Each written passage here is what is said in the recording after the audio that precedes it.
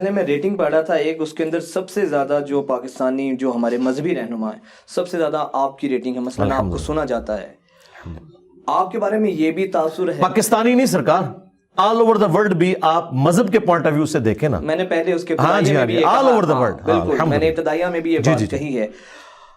علماء تمام مکاتب فکر کے علماء کرام کو دیکھ لیں، وہ ایک چیز پہ متفق ہیں جو انجینئر محمد علی مرزا ہے.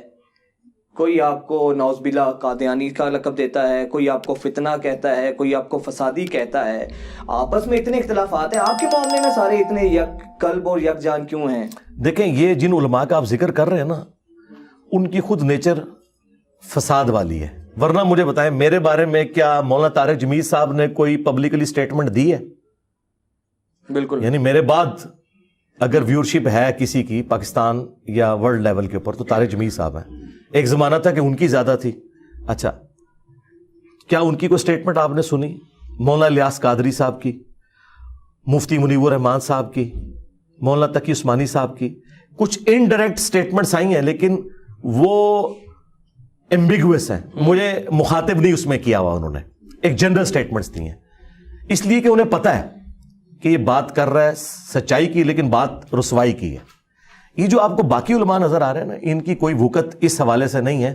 ٹھیک ہے اپنے مکتب فکر میں ہو سکتا ہے وہ بڑے ہوں یا انہیں لوگ ایک ٹیسٹ کے طور پر سنتے ہوں، لیکن جو بڑے بزرگ ہیں نا، جو مکتب فکر کے نمائندہ ہیں، وہ تو ہے مفتی منیب الرحمان صاحب بریلویوں کے، مفتی تقی عثمانی صاحب دیوبندیوں کے، اہل حدیث کے جو ہے وہ ساجد میر صاحب ہیں، اہل تشیع کے ساجد نقوی صاحب ہیں.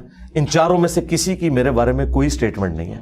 مفتی منیر صاحب نے ایک جنرل مضمون لکھا تھا دنیا اخبار میں، اور وہ مضمون جو انہوں نے لکھا وہ میری کامیابی تھی، کیونکہ اس مضمون کے اندر انہوں نے وہ باتیں بھی مان لیں جو میں سالوں سے ان کے مکتب فکر کو منوا نہیں سکا. مثلا انہوں نے یہ بات مان لی کہ کسی نبی کا اختیار نہیں کہ کوئی معجزہ دکھا سکے. تو انجینئر صاحب جو ہمارے بزرگوں کو کہتے ہیں کہ وائٹ ہاؤس لا کے مارگلا ہلز پہ رکھ لو تو ہم تمہارے بزرگوں کی اس کرامت کو مان لیں گے.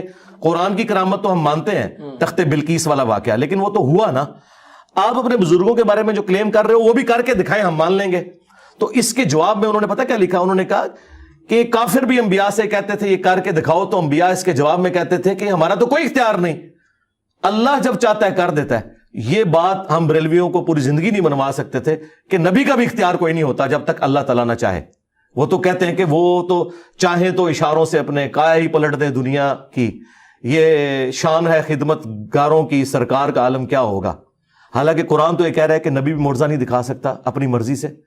آپ دیکھیں موسیٰ علیہ السلام کا واقعہ قرآن میں کئی جگہ رپورٹ ہوا ہے کہ جب پہلی دفعہ ان کی اللہ تعالیٰ سے ملاقات ہوئی جیسا کہ اس کی شان کے لائق ہے، تو درخت کے پاس اللہ تعالیٰ نے جب ان سے گفتگو کی تو فرمایا تیرے ہاتھ میں کیا ہے؟ تو انہوں نے کہا آسا ہے، میں اس سے پتے جھاڑتا ہوں اپنی بکریوں کے لیے اور باقی کاموں میں یوز کرتا ہوں. تو کہا کہ اسے نیچے پھینک. جب نیچے پھینکا تو وہ بہت بڑا اژدہا بن گیا. قرآن کے الفاظ ہیں کہ موسیٰ علیہ السلام ڈر کے بھاگے اور مڑ کے پیچھے بھی نہیں دیکھا. اس کا مطلب ہے اس آسا کو اژدہا موسیٰ علیہ السلام نے نہیں بنایا تھا. دوسری بات، اگر انہوں نے بنایا ہوتا تو ڈرتے تو نا.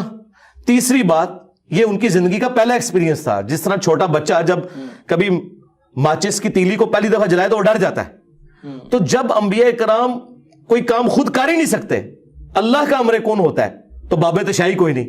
انبیاء کے مقابلے پہ جو ہم نے لکھا ہے نبی کے جیسا ہے ہی کوئی نہیں، باب تشائی کوئی نہیں. یہ بابوں کو ہم ذلیل نہیں کر رہے، ہم ان کو پروفٹ سے کمپیئر کر رہے ہیں کہ پروفٹ تو اپنی بیٹی سے کہیں، بخاری مسلم میں حدیث کہ اے میری بیٹی فاطمہ میرے مال سے جو لینا ہے لے لے، اگر اللہ کے حضور پکڑی گئی نا غلط کاموں کی وجہ سے، میں تیرا باپ بھی تجھے نہیں چھڑوا سکتا. حالانکہ فاطمہ جنتی عورتوں کی سردار ہے، بخاری مسلم میں ہے.